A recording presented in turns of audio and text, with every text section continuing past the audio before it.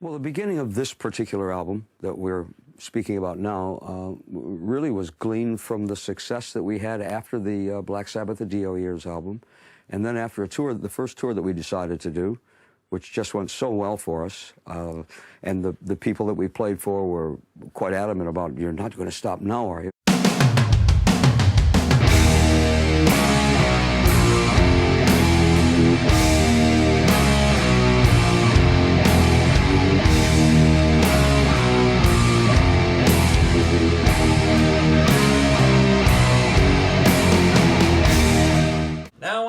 I know the band only released one album, and if Sharon Osbourne didn't get her legal panties in a twist, it would technically be a Black Sabbath album.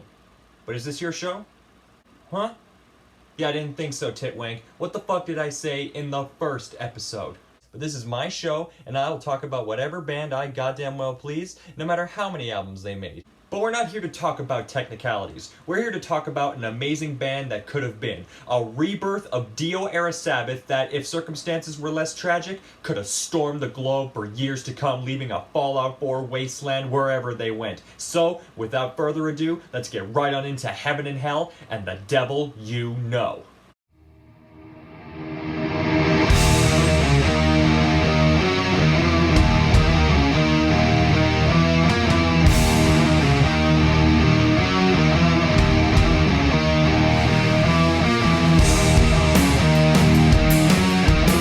Look, I'm not going to be talking about Sabbath a lot in this video since I'm saving it for a later episode, but all you need to know right now is this. As much as I love the Ozzy era, the Dio era was a fucking institution, releasing two absolute stunners back to back, and Dehumanizer. But you know, that album's actually pretty decent for what it is, and it actually boasts one of my all-time favorite Sabbath songs. But after the late 90s Ozzy reunion, the band had stagnated creatively. Recording sessions would fall through and the band would rarely tour. So every single member that wasn't Ozzy began looking outside for inspiration, and they landed on the Merlin of metal himself, Dio. Coming together to record new songs for a Dio Years box set, it was clear to all that the world was itching for Dio-era Sabbath.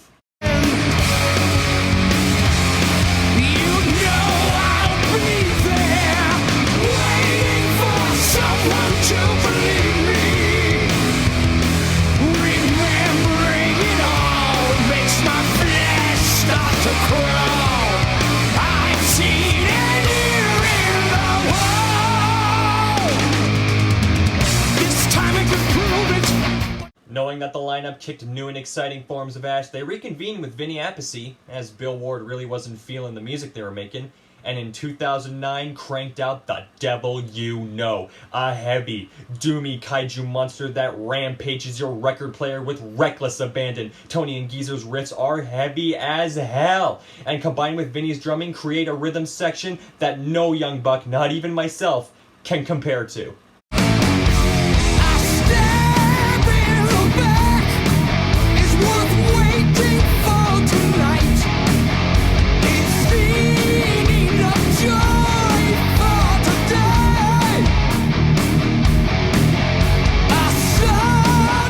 But no conversation about this album could be complete without talking about Ronnie's vocals. Saying Dio has an amazing voice is like saying the fucking sky is blue. But even in old age, the man could deliver it and then some.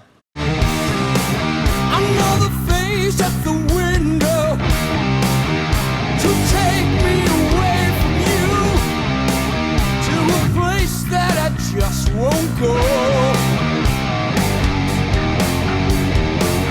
The Devil You Know is filled to the brim with satanic savagery. There is not a single song on the record that's bad, but the best track is gonna have to go to the merciless Follow the Tears. So if you want to know where I've been hiding all these years, follow the tears. Follow the tears.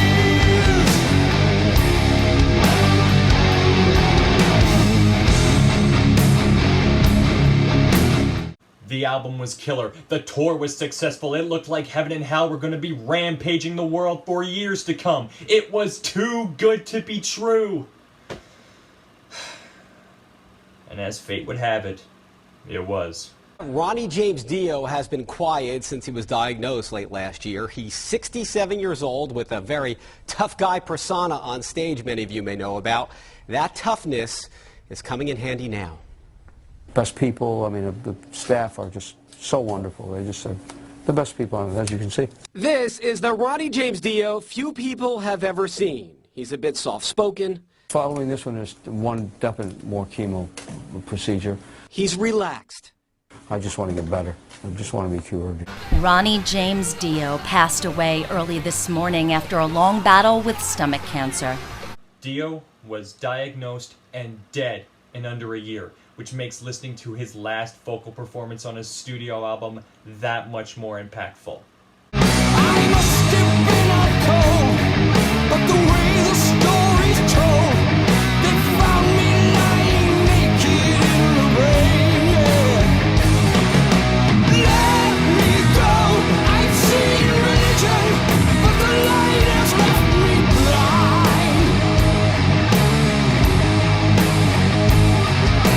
Take me back, I must. Rock in peace, Ronnie. The world still misses you, even a decade later. Heaven and Hell were a great band that were dealt a bad hand. I like to imagine there's an alternate reality somewhere where there's several more albums they made that were just as killer. But sadly, we don't live in that reality, so we just gotta be thankful we got what we got. Well, that does it for this episode of the Retrospective series. Once again, I thank you for sitting with me. Sorry about the wait on this one. I'm gonna try and avoid that in the future. But until the next episode, I'm Liam Winfield. Keep on rocking. Thank you for turning on me. He's a leader. Bring the embassy. Thank you, man. We're letting you guys up and let you rock. Thank you.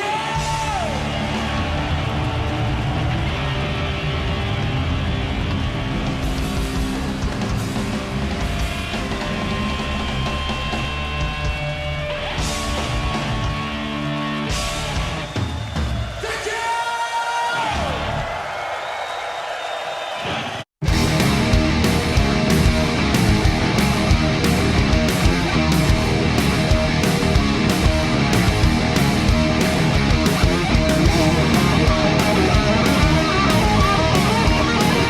Hi, I'm Ronnie James Dio, I'm Goose Butler.